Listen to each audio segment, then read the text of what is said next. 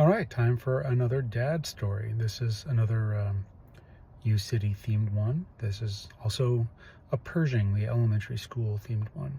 So I mentioned before that I was one of just a few white children at the school. There was one girl named Frances, also white, and she had Coke bottle thick glasses, and she was probably a little overweight. I think she might have ate paste. She wasn't the most popular girl. Um, and she had a peculiar way about her. Um, but I recall two instances in particular.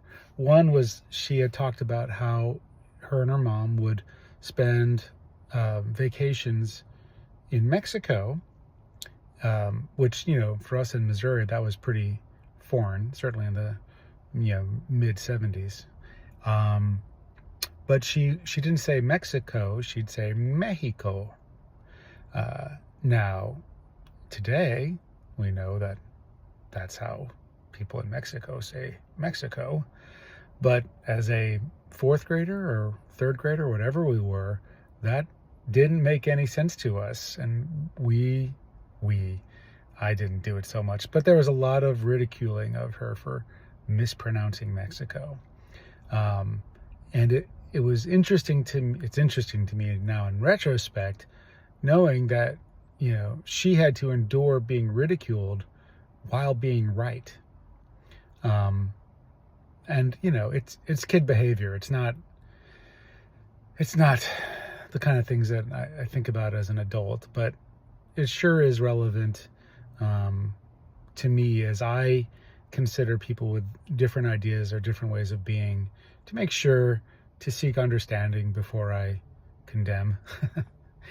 But there was another instance in the fifth grade. There had been a substitute teacher, and she had felt that the entire class was bullying her. And she said, the entire class is bullying me. So the entire class was punished as a result. And I confronted her after class, and I said, why would you say the entire class when it was really just, one or two boys were doing that? And as I started confronting her, other people joined in, and then it became the whole class picking on her. And of course, several of us got called to the principal's office. We were accused of violence. I denied any violence, of course. I didn't do that. But, I do feel responsible for her having to endure that later, after it happened. After the accusation arose in the first place, my actions made it happen for real later. So I don't have a lot of good feelings when I think about Frances. I sure do wish I knew what happened to her. I hope she did well in her life. All right. That's a sad dad story.